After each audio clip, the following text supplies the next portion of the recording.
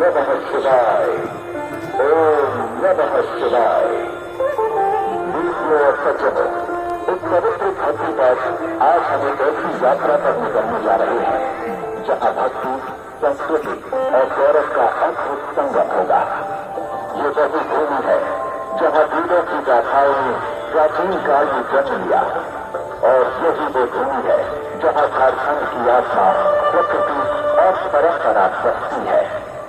आज हम एक ऐसी आकाश गंगा के साक्षी बनने जा रहे हैं जहां रावण की प्रचंड भक्ति, भगवान शिव का महावरदान और गंगा की निर्मल धारा एक साथ प्रवाहित होगी।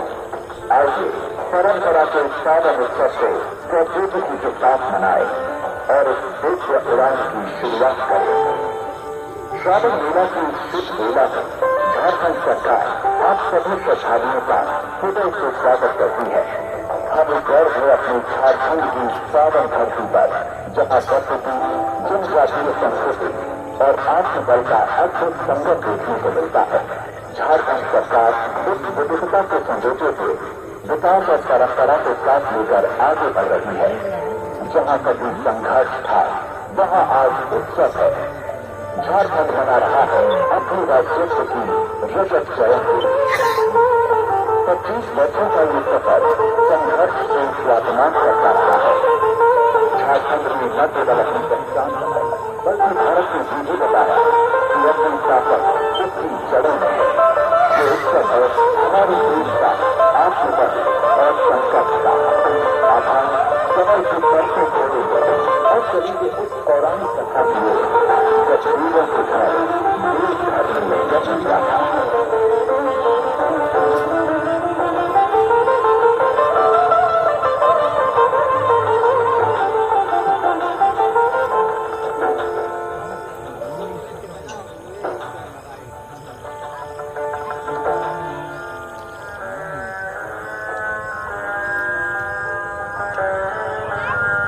लंका के प्रतापी सम्राट रावण ने महादेव को पाने के लिए अद्वितीय भक्ति का मार्ग अपनाया, जो अपने 9 मस्तक पहले विश्व को अर्पित कर चुका था। अब 10वां मस्तक भी काटने चला था। उसके वक्त से सबकी ज्वाला और भी तीव्र होगी। उसकी प्रचंड भक्ति ने स्वयं महादेव को प्रकट होने के लिए विवश कर दिया।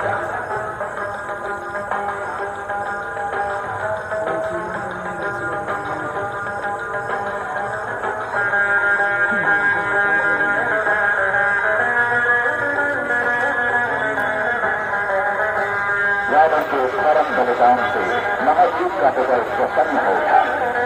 शिव का रूप अद्वितीय तेज से आलोकित था।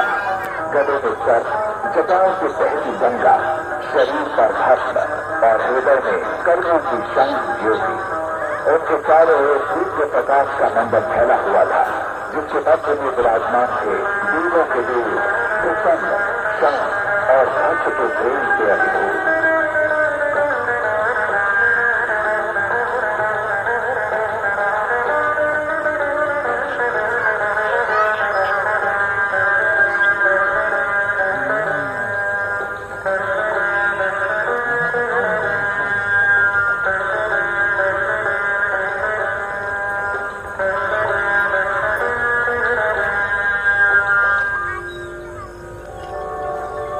रावण की भक्ति से प्रसन्न होकर भगवान शिव ने उसे एक दिव्य शिवलिंग सौंप दिया।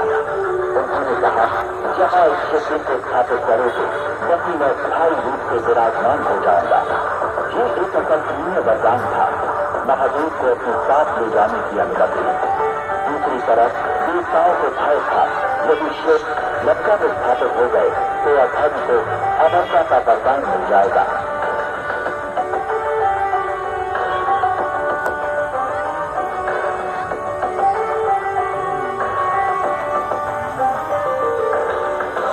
ब्रह्मांड की रक्षा हेतु श्री विष्णु ने एक साधारण ग्वाली का रूप धारण किया। उसका चेहरा खोला था, पर दृष्टि में लीला का संकेत था। रावण विश्राम करना चाहता था तो उसने शिवलिंग उस ग्वाली को सौंप दिया, परंतु ग्वाली ने शिवलिंग को भूमि का रख दिया और वही स्थान बन गया देवघर।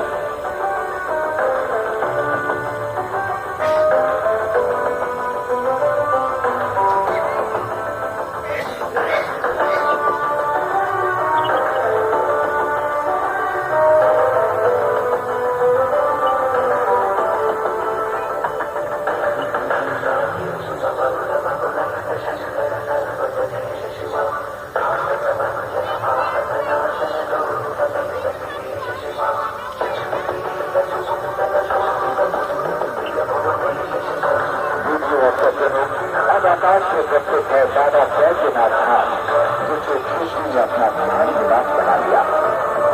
ये स्थान न केवल झारखंड का बल्कि पूरे भारतवर्ष की श्रद्धा का केंद्र है, जहाँ आने वाला हर भक्त मोक्ष का अनुभव करता है। यही वो पुण्य भूमि है जहाँ शिव और शक्ति दोनों एक साथ विराजमान है। बाबा बैद्यनाथ ज्योतिर्लिंग के साथ साथ यही स्थल 51 शक्ति पीठों में से एक भी है। यहाँ मां सती का हृदय गिरा था और सती से ये स्थल शिव शक्ति के अद्वितीय संगत का प्रतीक बन गया और इसी शिव शक्ति के संगत को पूज्य बनाने स्वयं शिव ने पृथ्वी पर गंगा को उतारा। जब गंगा का तेजस्वी प्रवाह पृथ्वी पर उतरने को तैयार हुआ तो संपूर्ण पृथ्वी भयभीत हो उठी।